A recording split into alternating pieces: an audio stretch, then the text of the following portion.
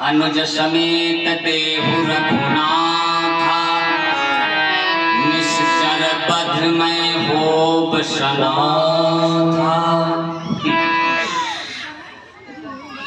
जैसे इतनी जैसी वाणी सुनी विश्वामित्र से राजा दशरथ परेशान हो गए, बहनों परेशान हो गए। राजा दशरथ क्या बोले, गुरुजी हमसे जीते जी, गुरुजी हमसे जीते जी, ये वादा हो नहीं सकता। गुरुजी हमसे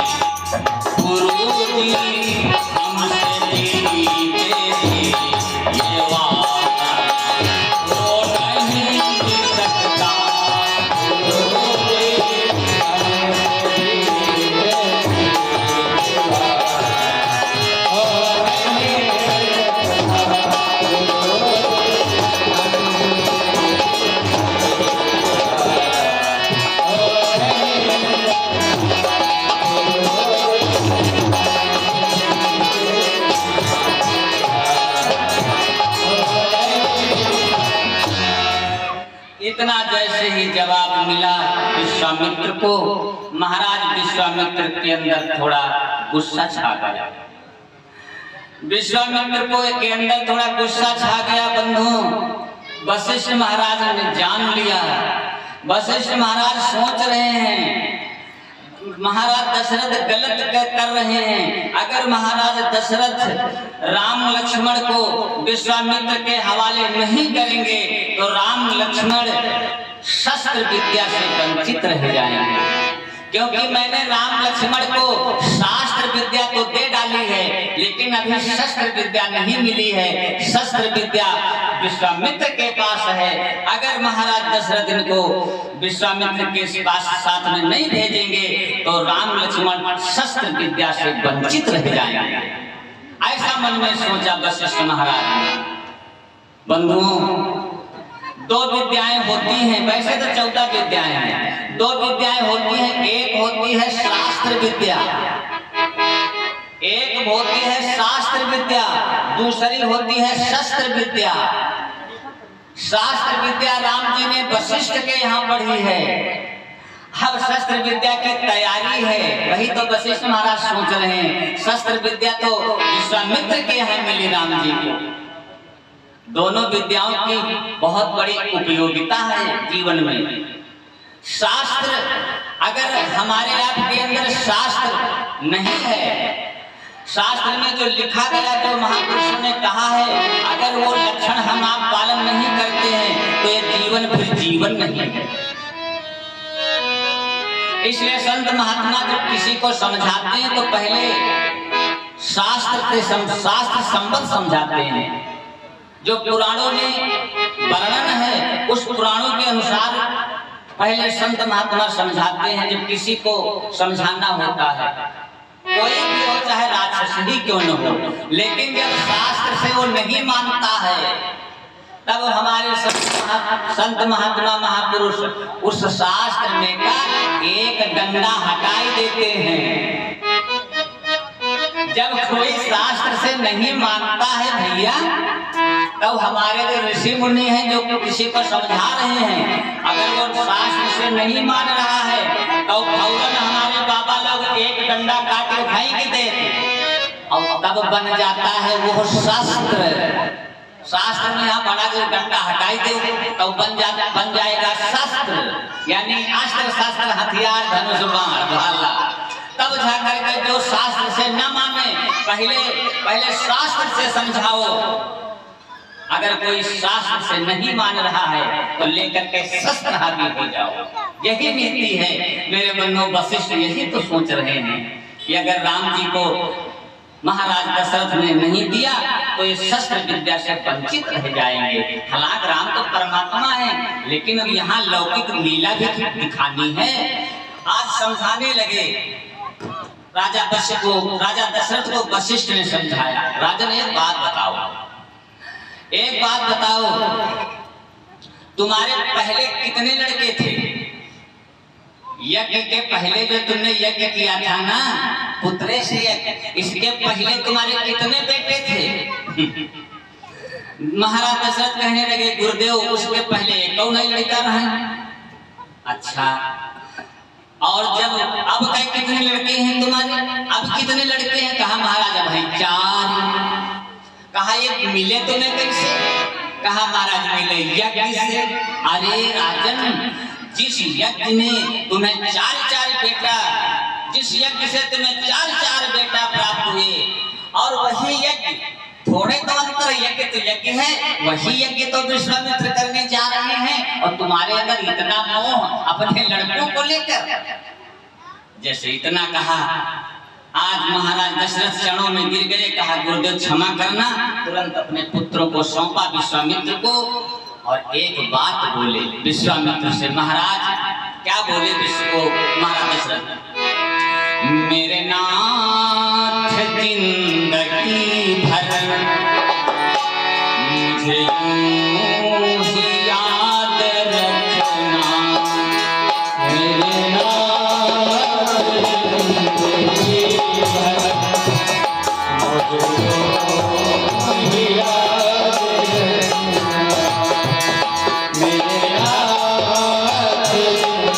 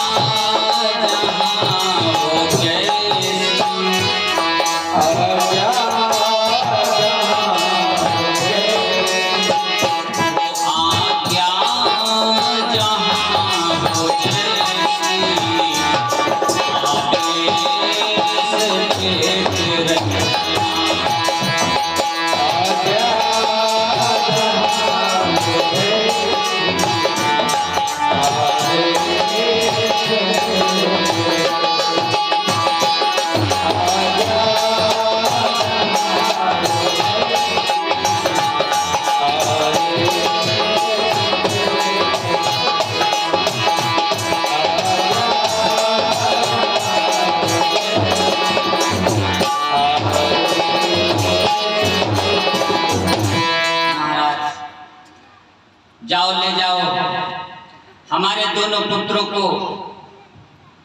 राम लक्ष्मण से बोले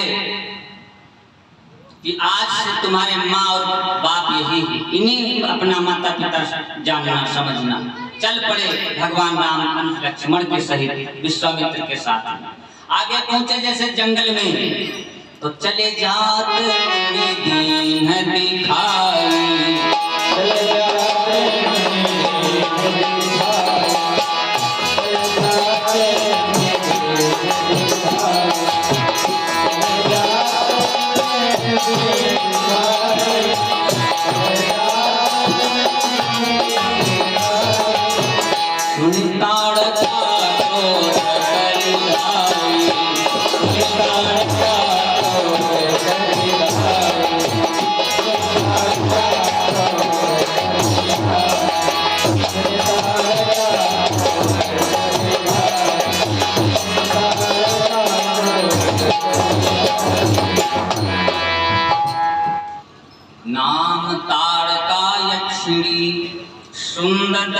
की नारी, प्रभु माता मारीच की बल 1000 गज धार।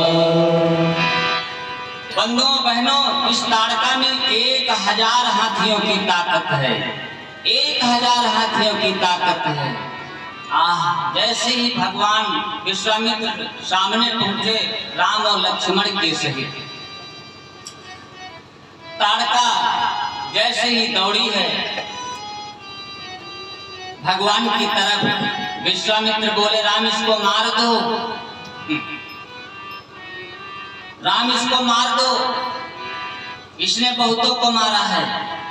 तो राम जी क्या बोले, गुरुदेव सूरवीर मारे नहीं नारे, सूरवीर मारे नहीं नारे, सूरवीर मारे नहीं नारे, सूरवीर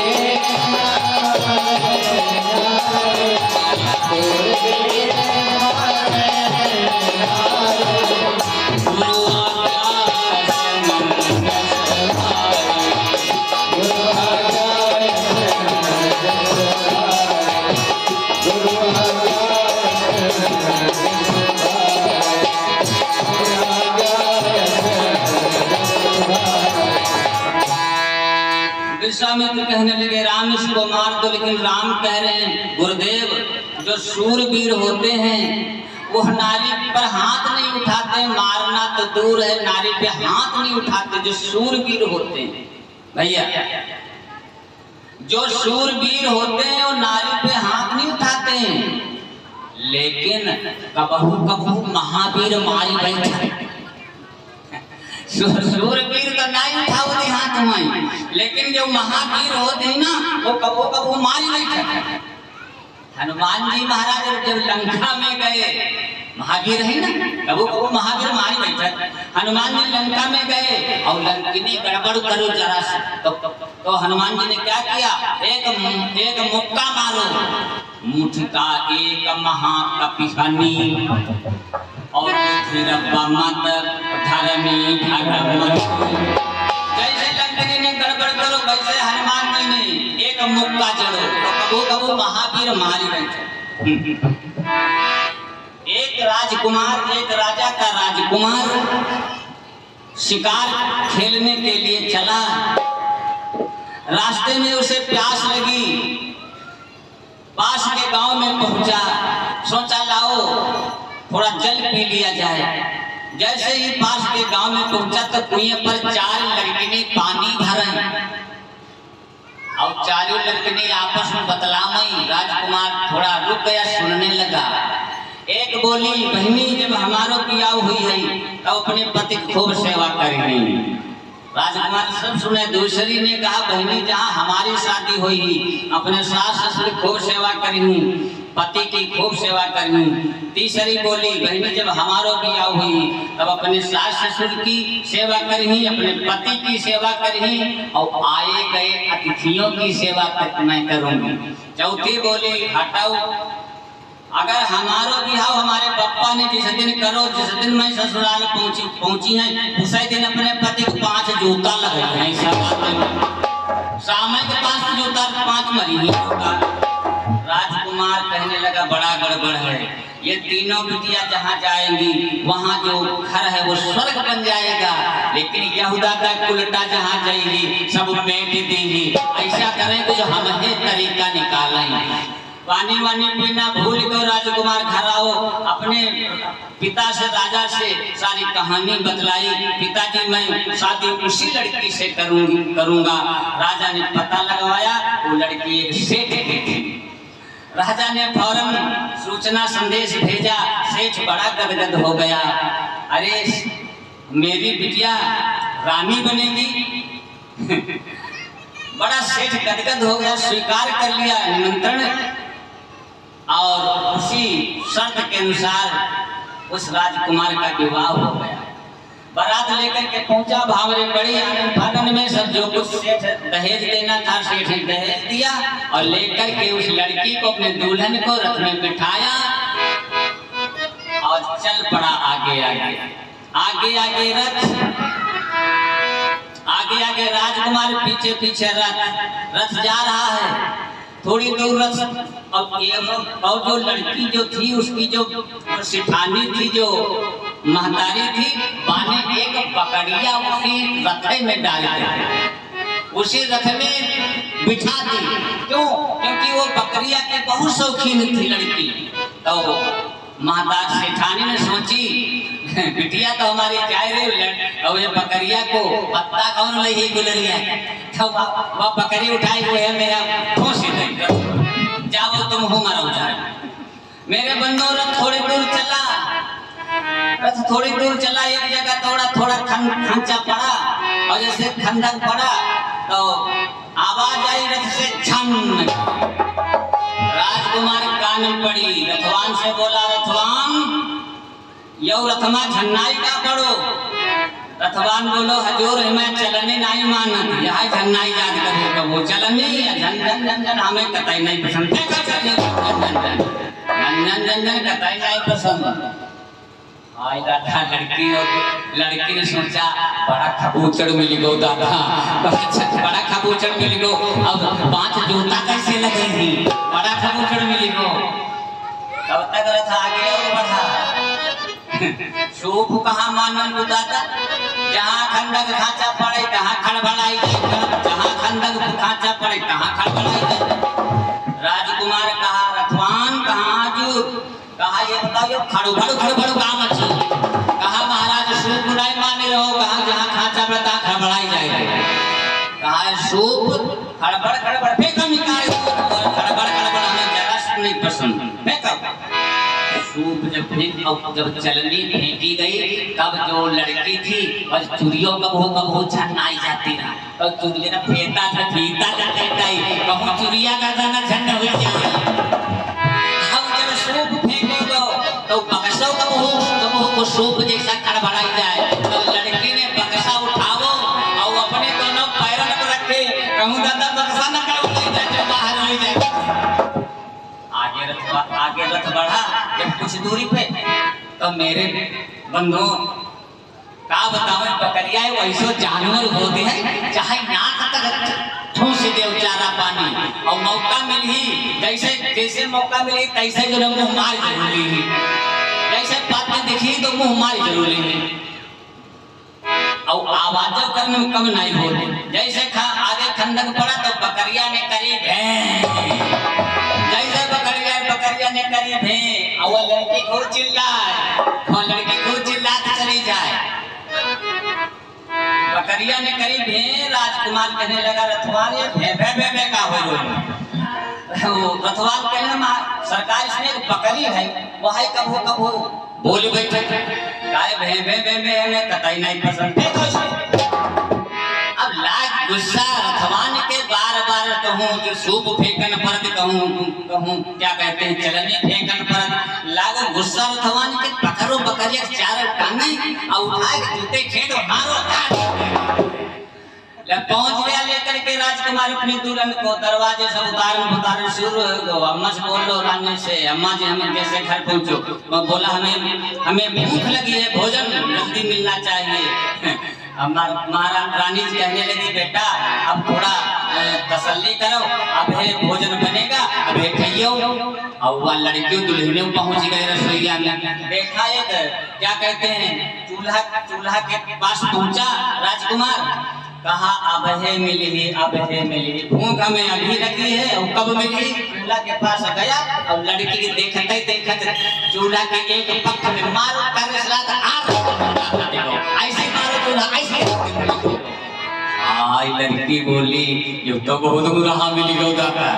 मेरे बंधु तब तक एक कटोरा लिया, और कटोरा लेकर के दूध खोल रहा था, ले आया, ला करके दूध कटोरे में रखा। तब तक या तो बिलैया क्या बोली, म्याऊं म्याऊं म्याऊं। आहा राजकुमार बोले, वाह तुम्हारी बोली बहुत प्यारी लगा, तुम्हारी बोली, आओ हम नहीं पिए, अब तुम्हें पहन लो। वो दूध बिलैया पिलाई।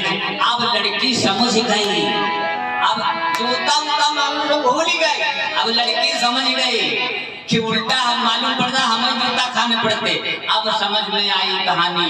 अब जब इस घर में अगर बिलैया बनकर मेरे को रहना तब है पार पार नहीं हुई। सुधरी गई लड़की, लड़की सुधरी गई बंधु। चार अब अम्मा को तेज नहीं बोला, बहुत धीरे से अम्मा नाना देखो बिटिया, बहुत धीरा, बिल्कुल न्योता बनेगी। अब चौथे दिन बाप सेठ पहुंचा, सोचा देखे देखे देखे हमारी बिटिया ने गड़बड़ तो नहीं करो, तो जो कुछ थोड़ा सामान था चौथी का लेकर के पहुंचा। और दरवाजे पर राजकुमार तो मिला नहीं, न राजा मिले, बिटिया ही मिली गई। आवाज लगाई कोई है, बिटिया ही मिली गई। जैसे जैसे सेठ को देखा, कहा बप्पा चुपा रही हो, धीरे बोली हो, न भय हो जाई। अब समझ गया सेठ दामाद लायक मिल गया, सब काम सफल, बिटिया सुधर गई। तब तक राजकुमार आ गया, कहा बेटा सेठ कहने लगा बेटा ऐसा करो बेटा, जैसे तुमने हमारी बिटिया सुधारी तो ऐसे अपनी सासू को सुधारी देते तो हम समझ लो गंगा नहाए। अपनी सासू को समझ लो गंगा ही नहा लेते। अब कैसे समझावे, बहुत समझाए लेकिन ससुर साहब नहीं माने सेठ जी।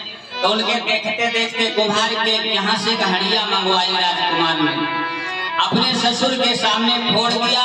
कुम्हार को दिया कच्ची मिट्टी की हड़िया, कहा ले जाओ इसी मिट्टी की दूसरी हड़िया बनवा करके 2 लाख करके। बड़ी मुश्किल से ऊट पीट के छान के उस कच्ची मिट्टी की हड़िया ले गया, उसको बना करके बड़ी मुश्किल से लाया। कहा हुजूर लीजिए। अब की बार में पक्की मिट्टी की हड़िया फोड़ा और फोड़ करके कुम्हार से कहा अपने ससुर के सामने कि इसी मिट्टी की दूसरी हड़िया बना करके दीजिए। वो कुम्हार कहने लगा महाराज चाहे मार डालो और चाहे काट डालो, वह कच्ची मिट्टी रहे तो बनी गई, सुधरी गई मेहनत कर्म से। और यह मिट्टी या पक्की मिट्टी की हड़िया या कबहू नहीं बनी रही, या कबहू नहीं बनी रही। राजकुमार ने कहा ससुर जी चाचा जी सुन रहे हो, तुम्हारी बिटिया रहे कच्ची मिट्टी हड़िया तो सुधरी गई। अब सासू अम्मा समझ लो बन गई हैं बिल्कुल पक्की मिट्टी, नहीं सुधर गई। लाई जाओ मेरे बन्नू, कहने का मतलब वो लड़की सुधर गई, वो लड़की सुधर गई। और भगवान क्या कह रहे हैं कि सूरवीर मार ही नहीं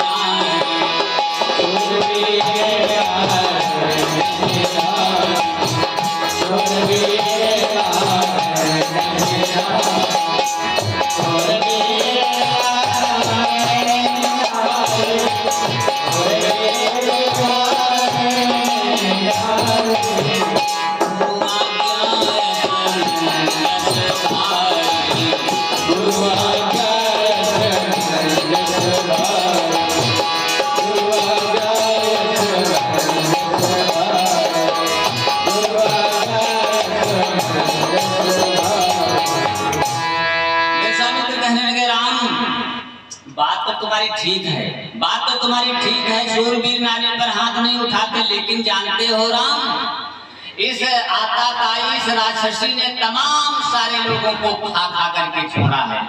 इसलिए जो बहुतों को मारे उसको मार देना, चाहे वो नारी हो चाहे वो पुरुष हो, उसको मारना कोई दोष नहीं। राम इससे जल्दी करो, मारो नहीं तो ये कुछ गड़बड़ कर बैठेगी। भगवान राम ने तुरंत अपना धनुष बाण संभाला, एक ही बाण प्राण हरि लीना।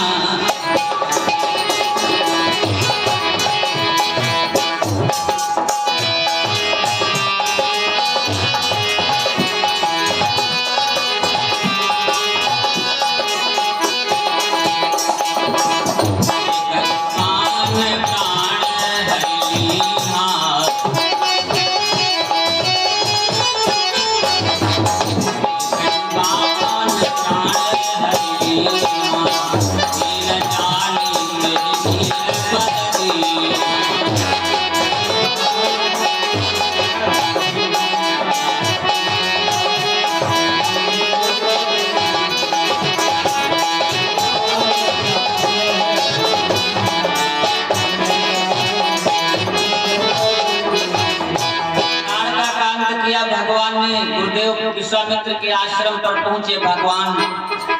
विश्वामित्र महाराज ने स्वागत किया राम जी का, लक्ष्मण जी का, प्रभु जी का, और कंदमूल फल इत्यादि भोजन प्रदान किया। 2 विद्याओं को राम जी को दिया। वो विद्याएं कौन है? एक का नाम है बला, एक का नाम है अति बला, जिससे एक से भूख नहीं लगती है, एक से प्यास नहीं लगती है। सवेरा हुआ, भगवान कहने गुरुदेव अपना यज्ञ शुरू करो। जैसे यज्ञ शुरू हुआ, मारीच और सुबाहु इत्यादि राक्षस दौड़ पड़े। भगवान ने बाण चढ़ाया, जैसे ही दौड़े एक बिना फल वाला बाण लिया भगवान ने। आज सुनि मारीच बिनु फल बाण